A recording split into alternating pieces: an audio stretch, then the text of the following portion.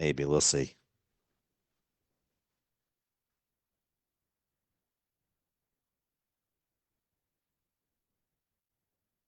It says we're not, but I guarantee we are. And we are. So let's record this. The voice from above.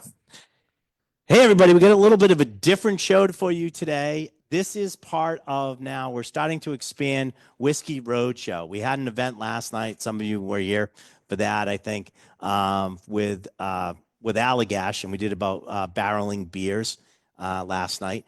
And then we had the radio show this morning. And now we have an afternoon seminar. And what's better than Japanese in the afternoon? We have Jake Tannenbaum is here. He's the national sales director for Takamine, Japanese whiskey, and it's a little bit different. We're basically kicking off and introducing this whole product line to Massachusetts. And two of the ones you're going to try today, and I'll have Jake go through it, but two of the ones you're going to try today are only available here. We sort of made a deal with a couple people across the country, and we have some very rare and different whiskeys here. So without further ado, because I want to learn more about this whiskey, I have Jake here, so I'm going to refer right to our expert, and away you go. And everybody have their, first of all, does everybody have whiskey? That's the more important part. Is anybody missing these? Yeah, we get some up here. We'll get some to you. If you want to come up, Scott, since you're already up, and we'll hand them back to you. All right. So everybody's got their handouts. I want to make sure of that. They're written backwards and upside down, so that'll take a little bit of time to get used to, but I think it'll work out just fine. All right. Let me get this up here. It's the sobriety test. It's the sobriety test. Read it at the end. Yes. Then you're good. You're good. All right. All right, Jake. Explain to me the wonder and mystery of this particular Japanese whiskey. Awesome. Well, Ryan, thank you for having me out. Thank you, Mark, for not giving us any technical issues here. That's right. Yes. Yeah, I'll tell you guys a little bit about Takamine, the man, Takamine, the whiskey, and the miraculous fermentation process that makes this all possible. So I guess let's jump into who Jokichi Takamine is, because without him, this whiskey wouldn't be here. Right. So Jokichi Takamine was a Japanese chemist, businessman, entrepreneur. He was a little bit everything. Town. He ran the Japanese patent office. He did a lot. Okay. He was born in 1854, which was a very interesting time to be born in Japan. This was a year after Commodore Perry first came and Japan started to open up to the West. This was right around the time of the Meiji Restoration. So Takamine was born to a relatively well-to-do family. His father was of the samurai class. He was born a samurai. Not so much a samurai warrior, but his father was actually a medical doctor. Now, his mother came from a sake-making family, and sake-making families at that time were pretty wealthy. So he had a very privileged upbringing. He had a Dutch nanny growing up, so he learned how to speak Dutch very young, learned how to speak English very young, and actually spoke English with a Dutch accent for his entire life. But he was well educated. He was singled out as a star pupil. And in the 1870s, he attended the Imperial University in Tokyo, was part of the first graduating class there, and went abroad and studied at the University of Glasgow in Scotland. Now, that might sound kind of like another important figure in Japanese whiskey history, Masataka Taketsuru, who also studied at the University of Glasgow. Now, before we get more into Takamine's story, I think it's important to make note, Masataka Taketsuru, the undisputed father of Japanese whiskey. He was the first person to distill true whiskey in Japan. But Jokichi Takamine was the first Japanese person to distill whiskey anywhere in the world. So after studying in Scotland, he's running the Japanese patent office, is involved in all these different trade groups. And by 1884, he had revolutionized indigo dye production in Japan.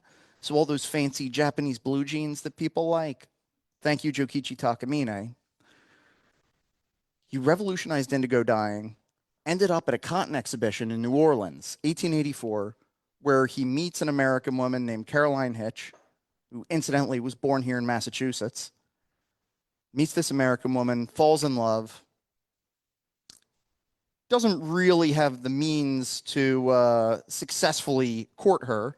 So he goes back to Japan, starts a fertilizer company, the first superphosphate fertilizer mine in East Asia, makes a fortune off of fertilizer, then comes back to the US, goes to Caroline's parents and says, look, now I have money. Can I marry your daughter? They got married. Their honeymoon on their way back to Japan was traveling by rail across the country, visiting fertilizer factories. What a lifestyle she signed up for. Oh, yeah. And, well, You could say he was full of something, but maybe you could say it. I can't. I didn't Um, technically.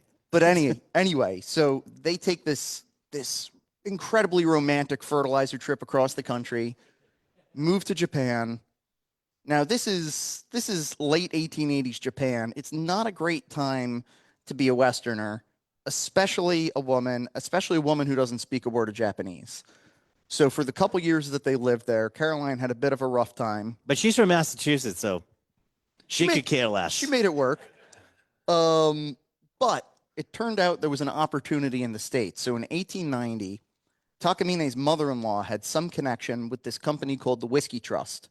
Anyone who's into hardcore pre-prohibition whiskey history should probably know the Whiskey Trust. They controlled over 90% of the whiskey production in the United States in the 1880s and 1890s. They were the monopoly to end all monopolies. And they were based out in Peoria, Illinois. So this kind of western part of Illinois was the epicenter of American whiskey making. There was so much more whiskey being produced in Illinois than in Kentucky and Pennsylvania and Maryland and any of the places that we know as these kind of, these were the legendary, places, these were, legendary spots where whiskey was made in pre-prohibition America. It was all made in Illinois. So Takamine ends up going to work for the Whiskey Trust and says, well, look, at this point, he had already been experimenting with koji. Koji is this microorganism used to make all sorts of traditional fermented goods in Japan. And I'll get into the how and what exactly koji does in the whiskey making process a little later. But Takamine had already been experimenting with koji, had already isolated some of the enzymes. And the Whiskey Trust said, that seems like a way that we could really efficiently make some whiskey. Pretty much koji fermentation is a maltless process for converting. It's a maltless saccharification process. It malts without malting. And they saw promise in this. Takamine got to work at the Manhattan Distillery in Peoria. And, well, the Chicago Tribune ran an article about him with the headline, Whiskey to Become Cheaper. The LA Times wrote an article about him. A lot of people were taking notice of what he was doing. And unfortunately, so did the maltsters, the people that were selling malt to all the other distilleries. They didn't particularly like what he was doing. They were worried he was going to put them out of business, which there was a good chance he would have. So they showed up at his distillery, tried to kill Takamine, and then burned the place down. American hospitality, right? Now, Takamine... And she thought the Japanese were unfriendly. Well, I guess she's from Massachusetts. You expect everybody else to be unfriendly anyways. Yeah. So fortunately, the rest of the family was living in Chicago, a couple hours away from Peoria, so they didn't really have to deal with too much of this. Yeah. But Takamine wasn't scared off. The distillery was rebuilt. He finally got to work in December of 1894. He's finally laying down some barrels of whiskey. Then the brand name, it was actually going to be called Bonsai Whiskey, which, saying that, it sounds like a joke, but right. That was actually going to be the name. Yeah, but even at that time, though, like that would have been exotic. Very. Like it would have been sounding exotic. We look at this today and go, "Oh, dude, please do not do that." Yeah. Right. But back then, it would have seemed exotic, and people were sort of looking at stuff coming from the Far East as special. Absolutely. I mean, 1890s Japan was like the moon. I mean, you're looking at a country that had been isolated from the rest of the world for, the better part of 1,000 years, if not longer. So Takamine was very fortunate that there were people willing to give him a chance. Like I said, he got back to work, was making this whiskey, and then, so you know how I mentioned that thing about the distillery controlling something like 90% of the whiskey production in the US? Yeah. There was this thing called the Sherman Antitrust Act. So you may know how Teddy Roosevelt was the big trust buster a couple years later. He used the Sherman Antitrust Act to break up all these big monopolies. The only time that act was used in the 19th century was to break up the whiskey trust. So the trust was dissolved. Takamine's whiskey was lost to history. And as an aside, the remnants of the trust reformed and became what was later known as National Distillers, which was later purchased by Suntory, or well, later purchased by Beam, then Beam merges with Suntory, so it comes full circle. American whiskey is now owned by Japan. But anyway, Takamine, at this point, he was kind of upset. He had this patent. It was the first ever biologic patent issued by the US government. He had this patent that he had licensed to the distillery, but because of the whole legal situation, he was unable to get the patent back. There was a big lawsuit, and he had to drop the lawsuit because he ended up falling incredibly ill and nearly died on his way. Went back and forth between the US and Japan a little bit, nearly died on one of his voyages. Came back to the US and decided at this point maybe to try something else out. So after leaving whiskey distilling behind, he got into medical research. First, he made this stuff right here. This is called takadiastase. It's a koji-based digestive aid. This is pretty much 19th century Pepto-Bismol. Okay. This is still made today. Really? Still made today by a company that Takamine founded called Daiichi Sankyo, which is one of the largest pharmaceutical companies in the world. So not only was he involved in whiskey making and making digestive aids, Indigo and dye production. And let's not forget fertilizer. How could you forget fertilizer? But he also founded what is today, I think, maybe the third largest pharmaceutical company in Japan. Their US headquarters is in Jersey. He makes this takadiastase, but his real claim to fame wasn't until 1900 when he synthesized adrenaline. So epinephrine, EpiPens, the first ever synthetic human hormone, which of course over the past 124 years has saved millions of lives, made Takamine a fortune. And he was doing pretty well at this point. In the early 1900s, Takamine was, he was dining with presidents. He founded his own social club because all of the social clubs in New York, none of them would let him be a member because he was, well, not white, because he was a Japanese guy. So he said, well, I'm going to form a Japanese social club. In 1912, in order to foster friendship between the US and Japan, Takamine donated 2,000 cherry trees to Washington, D.C. So anyone who's ever been to the Tidal Basin in the spring, that's Jokichi Takamine's doing. Now, it wasn't a gift from Takamine. It was a gift from the people of Japan. Takamine just happened to finance it.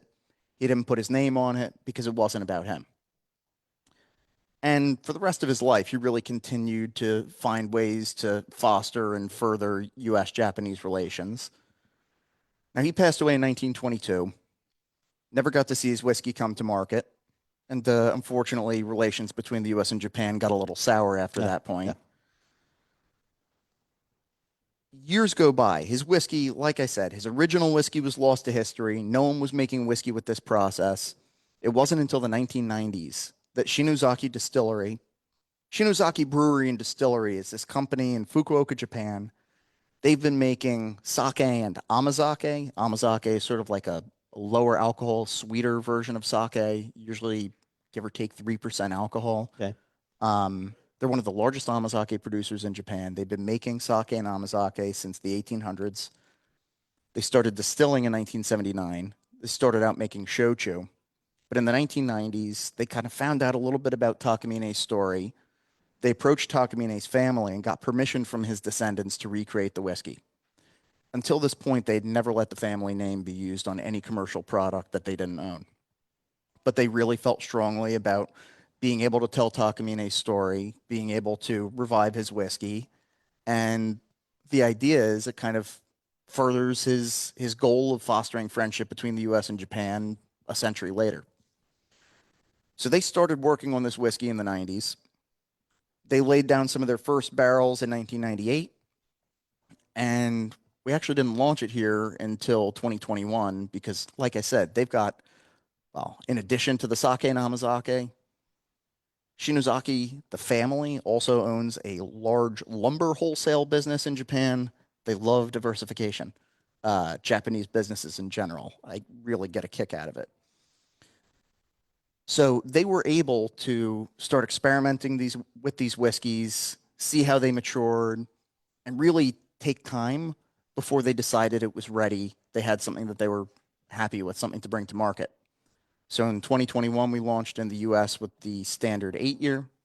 And just this year, this is actually, I think, the first retailer in the country that has any of these other bottles right now. So we just launched some of these other expressions. But I should really tell you how the stuff is made. So koji is a microorganism. It's an aspergillus fungus. There are a couple different varieties. The one that's used to make this whiskey is called Aspergillus kawachi white koji. You take the koji, you sprinkle it on to polished steamed grain, in this case 100% barley. Sprinkle it onto the polished steamed grain, kind of mix it around a little bit over about a day or a day and a half, 2 days, until the koji is evenly distributed and it starts breaking down that complex starch into simple sugar. So like I said, it malts. So koji breaks down the complex starch into simple sugar. It creates amylase and protease enzymes, which help to further break down the grain. So you start out, in the case of Takamine, about 40% of the total barley that's used is what they inoculate with koji. Let it start doing its thing, and then they add in the other 60% water, pitch yeast, and then it's a 15-day long fermentation. So very long fermentation. Long fermentation. Open fermentation. Ambient temperature, so there's no cooling elements, there's no heat involved because there's no malt that you need to convert. That's a whole different sort of a way of thinking about the fermentation process. Exactly. I mean, how anything's been done, traditionally, this is now, you're looking at this from a whole different angle. So for all of you know, and if you don't know what malting is, they take the grain, they put water on it, they spray it, they put it out on floors, they let it start to germinate, they let it start to germinate. They basically stop the germination when it's ready, which is turn starch into the sugar. They stop that by heating it, kiln drying it, and now you're ready to use that product. This way, you're actually almost within the fermentation. At the same time, you're basically breaking down the starch. You hit the nail on the head. So you give the saccharification process, you give that breaking down the starch a head start, but that continues to happen during the alcohol fermentation, Right. during the conversion of the sugar into alcohol. It's called a multiple parallel fermentation. I could not get any more into it than that because I didn't pay enough attention in science Yeah, we'd class. have to show some charts up here, and there's a lot of chemical terms. But take my word for it. Fascinating process. And one of the other things that's really interesting about koji, not only does it convert complex starch into simple sugar, but it also metabolizes all sorts of other things. So the precursors to these, like the undesirable sulfur compounds in whiskey, like if you ever taste something maybe from, say, a craft distillery that has these kind of off notes, a little burnt, almost eggy, it's dimethyl trisulfide, something you really don't want in a whiskey. And that's why whiskey is almost always distilled in a copper still. Yeah, it attaches. Exactly. The Attaches sulfur to the copper and pulls it out. In the case of koji fermentation, you don't need copper because, one, by polishing the grain, you remove most of the precursors to those undesirable sulfur compounds. And two, any of the remaining sulfur gets eaten up by the koji. You actually want to avoid using copper when distilling koji fermented spirits because it's a very acidic fermentation. And it would just start dissolving the copper. Yeah. You'd wear out your still in probably, from what I understand, 1/10 of the time it would take to wear out a still in making any other sort of whiskey. Okay. And when you say polish, were they putting it in like a tumbler?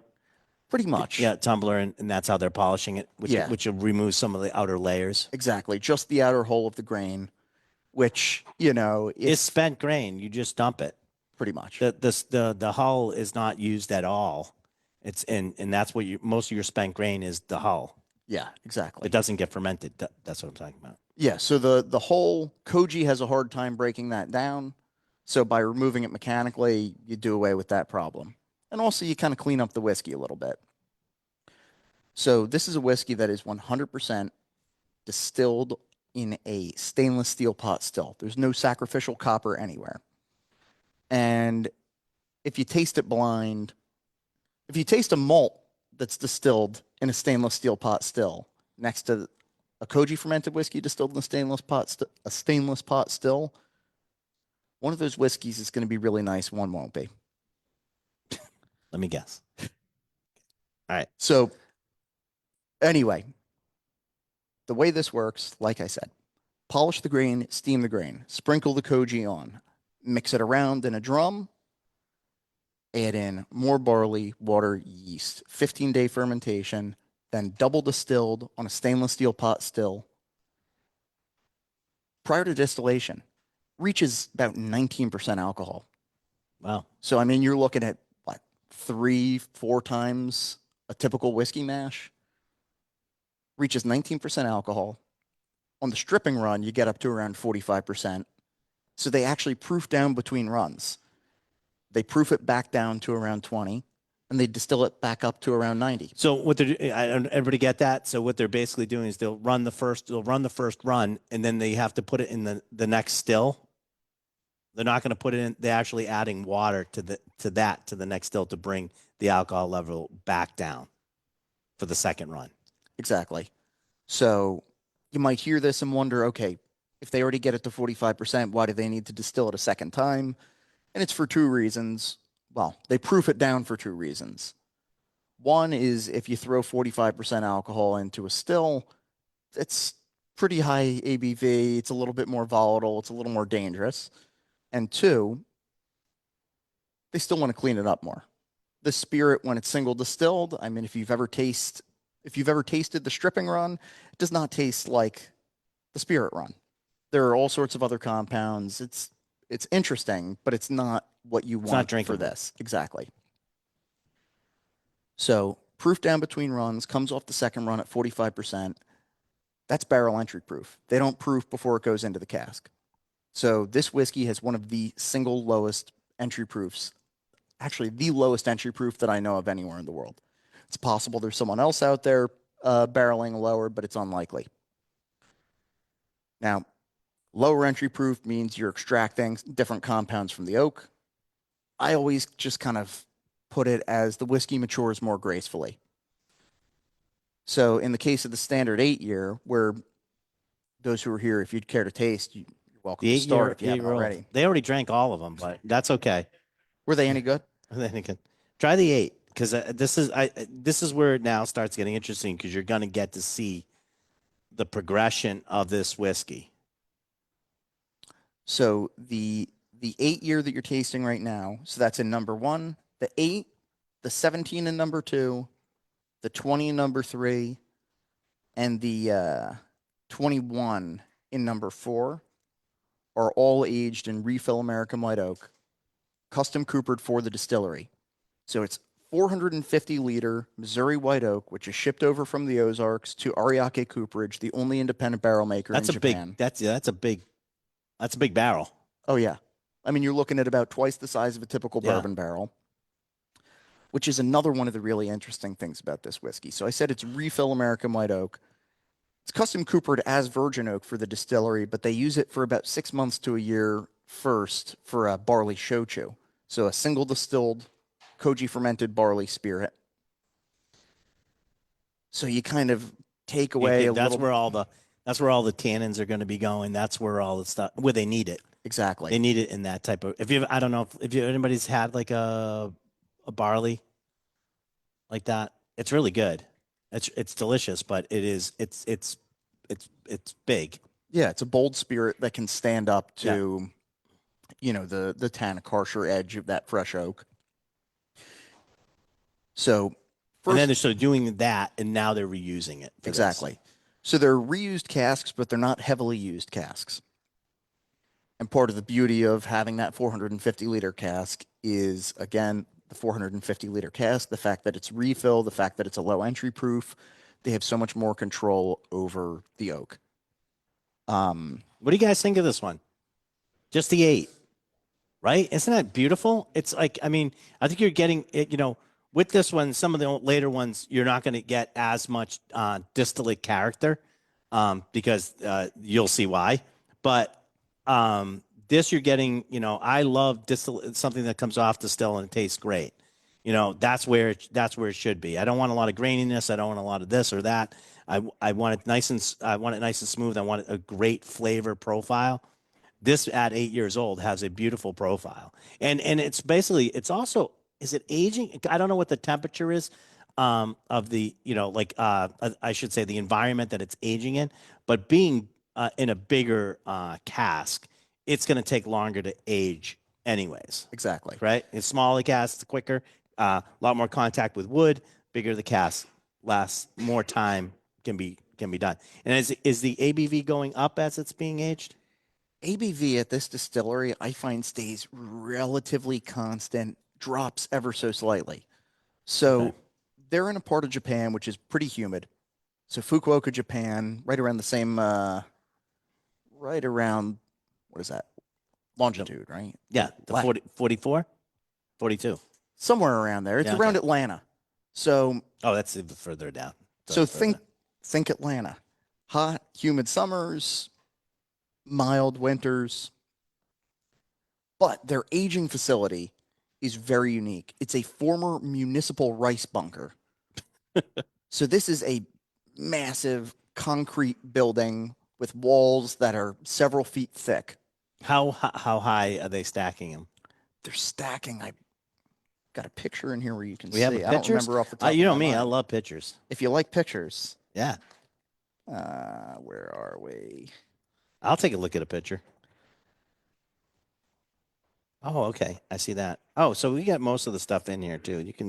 You guys can go back and look. There's some really good. Okay, I see it You right here. can't tell The exactly Takamine in the AG. picture. I want to say they get up about 6 barrels high. So, but yeah, so Maybe 8. they're metal.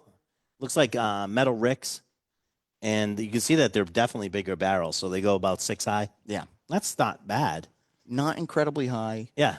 You have seasonal variation in temperature, but Yep. because those walls are so thick, you don't have this Pretty crazy. steady. There's no day to big night. fluctuation. Exactly. It's more of the same thing as a rock steady. It doesn't get too hot, doesn't get too cold type thing. Bingo. All right.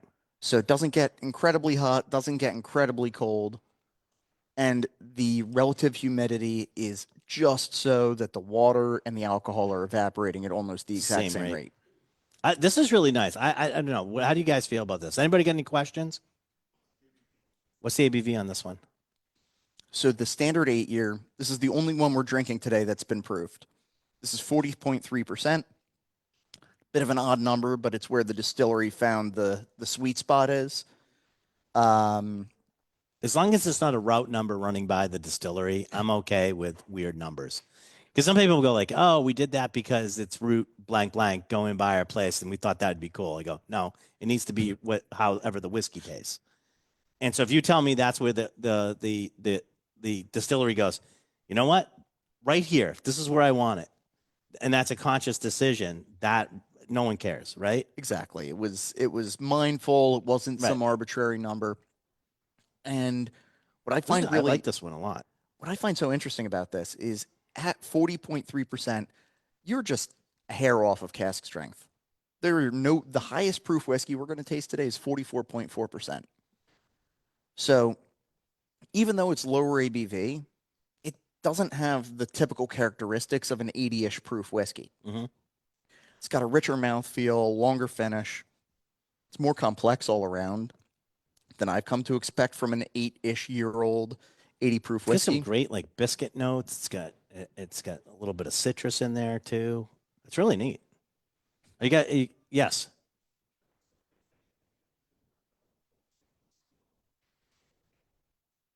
the flavor profile have anything to do with the stainless steel fermentation? Well, more the lack of astringency. I think that may, yeah, I suspect it has some impact. I couldn't say exactly what it yeah. is, apart from just kind of, I know. I'm sort of looking at the stainless steel part. It started taking stainless steel just the way it is. Randall's not here today, so he'd probably argue with me and tell me the scientific reason behind it. But um, now you're talking about it. It's not really messing with anything. It's a neutral. You're getting a fermentation that is all about the fermentation and the distillation. So I'm exactly. saying, so now you're going to distill and you're doing it in stainless steel. It's all about the distillation part of that. There's no other chemical reactions involved. Whereas using copper, Copper has another chemical reaction yeah, that's happening at the same time as the distillation. yeah. So using a copper still, you can look at it as a subtractive process. You know, you're neutralizing certain compounds, and there is some sulfur that makes it through. And I couldn't say this for sure, but I suspect if they were to run this still with some sacrificial copper in there, the whiskey would be missing something. You know, there is this, especially in the 8 year, I noticed this little bit of savoriness, this kind of earthy character, Yeah. which really rounds it out. It makes it a lot more interesting than I think it would be without that. Um, so I suspect that using stainless steel does have something to do with that. All right. Great. I like it. So Now we're basically going to double age. You're exactly. drinking 8 year. We're going to go right to 17. So the 17 year, like the 8 year, refill American White Oak, and I forgot to mention the 8 year. Generally, you're looking at 8 to 10. They tend not to put anything much older than 10 in there. Yeah, it's the 8 is representative of the youngest, but not Yeah, they really wouldn't but it's pop. not They 100% wouldn't 8 year pop. Yeah, but they distillate. wouldn't pop really over 10 to do this. Exactly. Okay. So this 17 year right here is 42.6%, Wow. which is cask strength. All of these here with the red tops from the 17 up to the 26th are cask strength, non-chill filtered, and everything you see here is free of added coloring. And we feel very strongly about that. Yeah, this is all just from the wood. You're going to see from the wood, and it's got the 17 has a beautiful color on that. So we've been working with Shinozaki Distillery for a while, and we knew they had some older casks. And we've been working on convincing them to sell some to us. They finally said yes, and we said, all right, let's do this. So this 17 through 26 is the oldest distillate they had. And I say had because now the next oldest barrel they have is only 12 years old. So it's unlikely that we'll have anything of comparable age for at least 5 years, but more likely closer to 10 because there's a good chance that 12-year barrel's not making it to 17 before we decide to bottle it. So what you're tasting right now is some of the oldest distillate that's going to come out of this distillery. Yeah, some of the oldest distillate that's going to come out of this distillery. And honestly, for the foreseeable future, this is some of the oldest distillate that's going to come out of Japan at all. Right now, I think the only longer aged whiskeys coming out of Japan are, sure, on the lower end, yeah, there's maybe still a Hibiki 21. Of course, they seem to go back and forth over whether or not it's discontinued. I know Nika's bringing back some age statements on some things, but once we get to the upper end here, there's really not much coming out of Japan that's over 20, 21 years. It's what, Hibiki 30 year. well, you can get some. You can get some. You can get some that are up close to what we're going to finish with, but the pricing on those is like significantly. I can buy a car. Yeah. And a nice car. Not one of Randall's car, a nice car. But yeah, definitely. So what do you guys think of the 17? Isn't that beautiful? It really, really shows really well. And I don't know if everybody's going to be, I don't know how many people were used to, what's that? It just flies. Like it's like it just shoots up. I mean, you're doubling the age, but the flavor profile just totally is just amazing. The depth of flavor now is really up there. Um, and to be honest with you, there's a lot of flavors in there that I haven't really experienced in a lot of other whiskeys.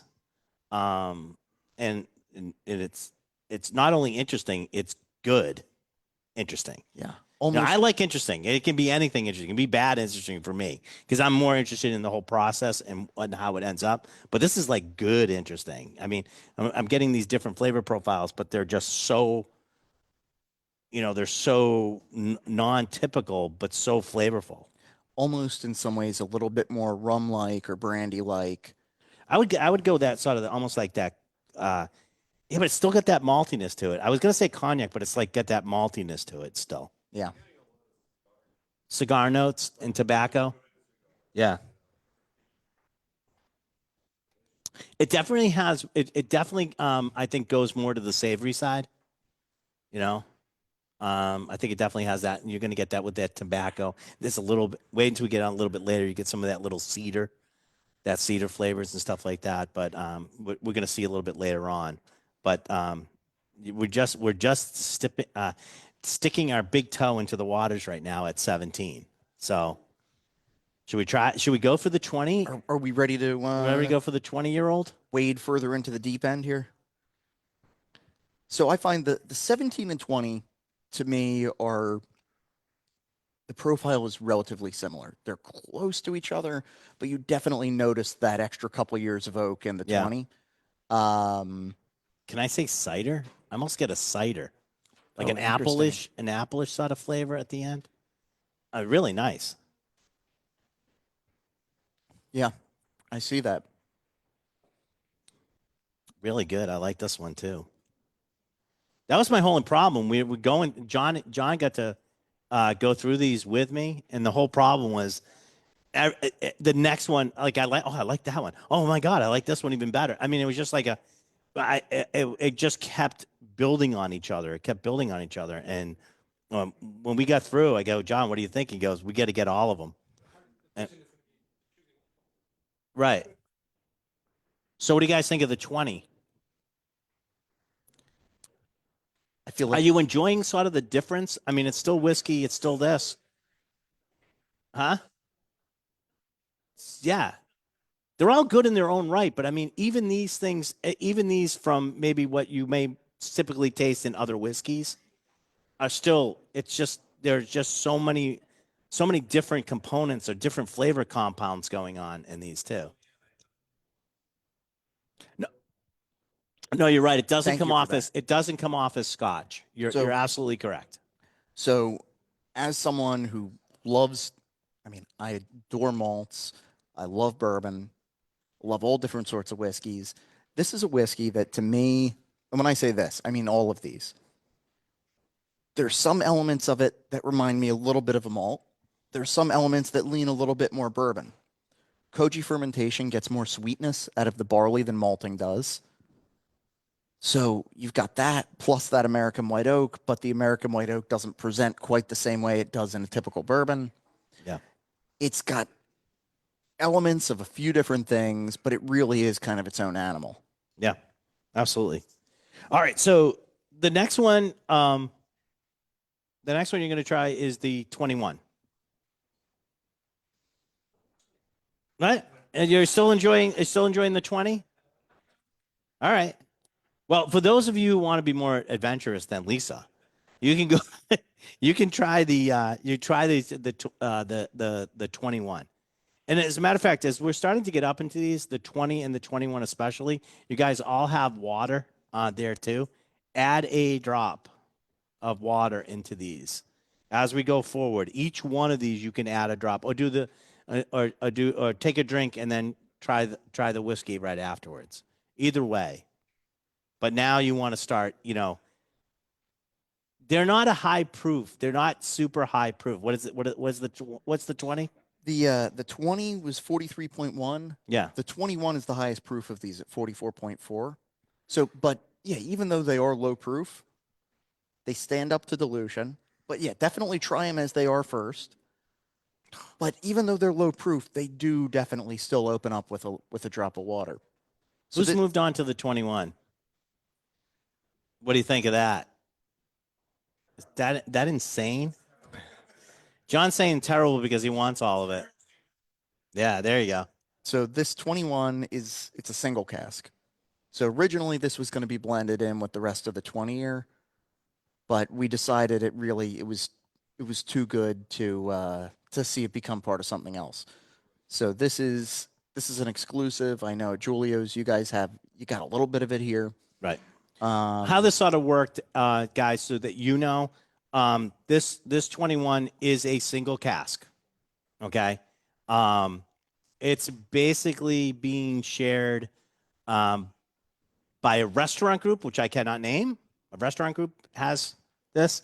My good friends at Binny's in Chicago have this, and we were allowed to buy in on this. Once I tasted it, I needed to get some.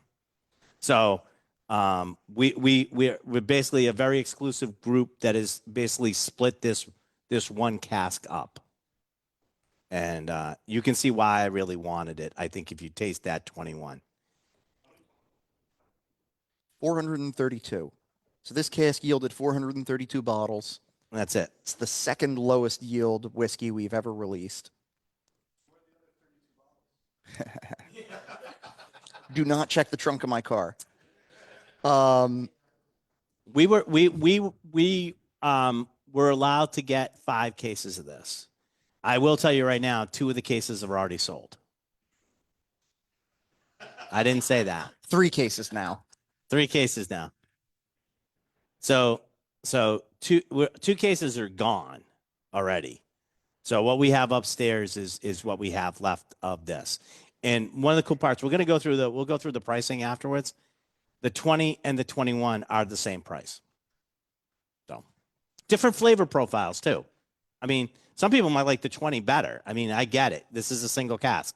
It's unto itself. What do you think of the 21? Same wood. Same wood. But this barrel was so, when they go through and they're trying stuff, when you This was find a something standout. that's so, it's not an outlier. It's in spades, as they would say. You know, it's got everything you're looking for in spades. And I realized I didn't mention the total production on the rest of these. The standard 8 years an annual release, we get maybe between 8 and 12,000 bottles a year. That's for the U.S. That's for the U.S. U.S. Well, U.S. doesn't get a lot of this, by the way. The 17-year, there were only 1,103 bottles. The 20-year, 1,471. Like I said, the 21 is 432. You like that? It's good. That's really good. It's really good. I mean, it's mind blowing good. So the next one is the 23-year-old. This is also a single cask. This is also all we got, and we got to buy some of this one too. So this is exclusively to Julio's liquors for this one in Massachusetts, anyways. And this is a single cask 23. Much less of this one available, though. Yeah, I think only, 3 bottles left? Something like that? There's not a lot of this one left. Not a lot. So No, I think I got like you got a 2 case. cases, I get a right? case. I get like a case left of this. Yeah. A case and a couple bottles left of this. Some of this has already been sold. So this one is very special. The 23, this is Rechar American White Oak. And the yield on this Try a little water on this one too, by the way. Just a drop. I'm sorry, I didn't mean to. Oh, no, interrupt you're all you. right. The yield on this is the lowest of all of these. It was 134 bottles. So I don't know for a fact because I haven't seen the barrel myself and haven't gotten an answer from the distillery yet, but I suspect this is Rechar X bourbon because with that yield, either it was an incredibly leaky cask or it was a hell of a lot smaller. A smaller cask. So this could have been a 53. That's my suspicion. Yeah. It does have that burb. I mean, that's why we sort of went that way because of the finish on this one at all. This one's beautiful. But the 21 and the 23 are just not that anyone's better than, it's just different. They're just very different. And the 23 in particular, I drink a lot of brandy these days. The 23 to me is so Armagnac-like. Armagnac. Just this fruit quality that comes across. Yes, you've got that bourbon-like spice, but it is so fruit forward, but it's dark and brooding. Unbelievable. This one is very special.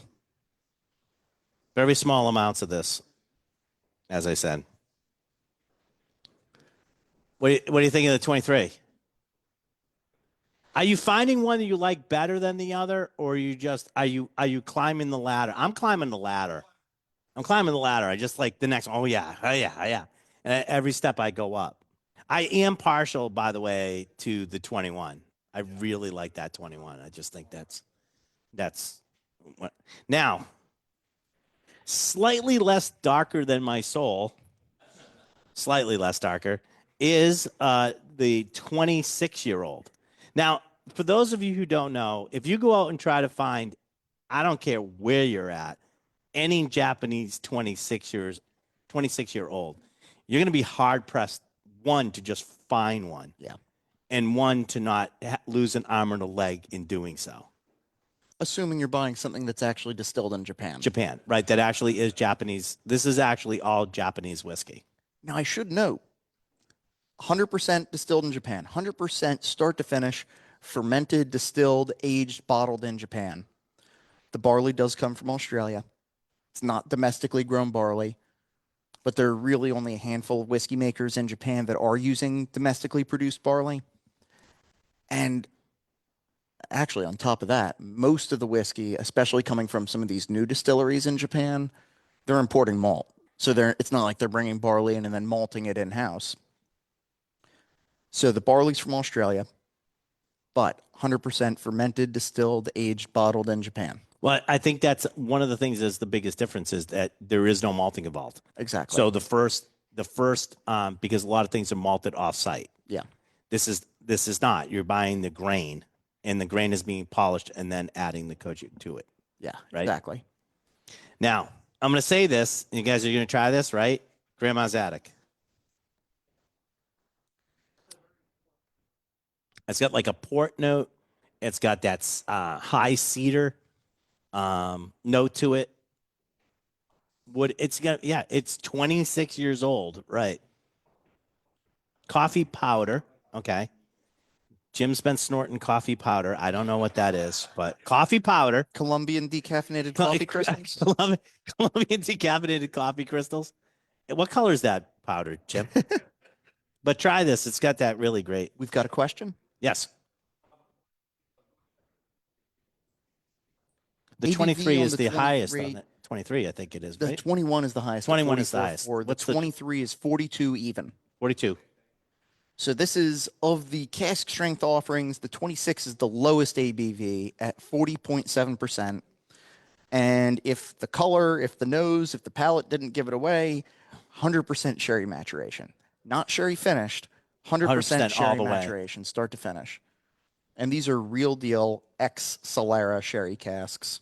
So at 26 years old, if you got a sherry cask at 26, an old sherry cask, and that's what they're using, the difference between a lot of other things where you'll see like sherry finished or even sherry matured is they're using now a lot of the staves themselves are typical. I got a stave up here somewhere. They're typical like about yay thick staves. The typical like what we're getting from bourbon, from Kentucky and all that type of stuff.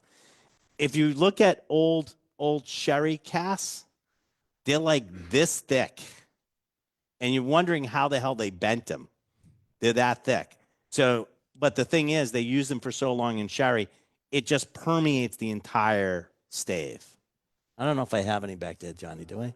They built I those might have a barrels little to one last. over here, but even like these, even the one behind me, you can sort of see. It's like what? It's not even a half an inch thick. These things are like almost 2 inches, like an inch and a half thick, like staves. They're just bulbous. They're like, you go like, could they even bend that thing? Yeah. How did they bend it to make the barrel? It's that thick. But you don't get those anymore because sherry is so popular. You have people that are making sherry just to make sherry so you can run whiskey through it. You know what I mean? That no one actually ever drank the sherry. It just gets moved. There's a So whole it's- industry in Spain where they make sherry to make casks, and the sherry that they use to make the barrels, they just turn into vinegar because there's no easier way to sell it. Sell it. You guys don't drink enough sherry, by the way, just in case we get on that subject. But look at the mahogany color of this. It's just insane. This, it's so funny. I mentioned earlier this sort of rum-like character that I get from some of these whiskeys. The next closest thing that I've had to this is there's a famous sherry bodega in Spain called Valdespino. Valdespino in the late 1990s, and there's a Japanese connection here also, but in the late 1990s, they had a Japanese customer who sourced some very, very old rum from Cuba and had it shipped to Spain, and they finished that rum in these gorgeous 50 or 100-year-old ex-sherry Soleras. And this has been an ongoing release that they've been doing since the 90s now. And it's just one of the most incredible rums you'll ever come across. Generally, I'm a little bit more of a purist when it comes to my rums. I don't like any kind of finish, but it's just a stunning spirit. And this kind of has some of that to it. Like there's just... It's a richness. It's just a richness. It is to the it. cherry bomb to end Yeah, all cherry yeah. bombs. What do you guys think of the 26? Yes? No? Too much? No? Yeah, it's really, I mean, Yeah. well, listen, we're coming to the close. We have a, you guys, and I think most of you are going, we have a whole whiskey a festival to get to today. But I want to thank you for coming in and sharing these great Japanese wish lists and teaching us very all much. about the koji and everything. So thank you very much, Jake. Thanks, Ryan. Did you guys all like this? All right, I'm going to end this. You guys don't go anywhere because I'm going to go over pricing and everything with you. But I'm going to take us off. I'm going to take us off Facebook. You guys, thank you for joining us on Facebook. You really should have been here. It was awesome.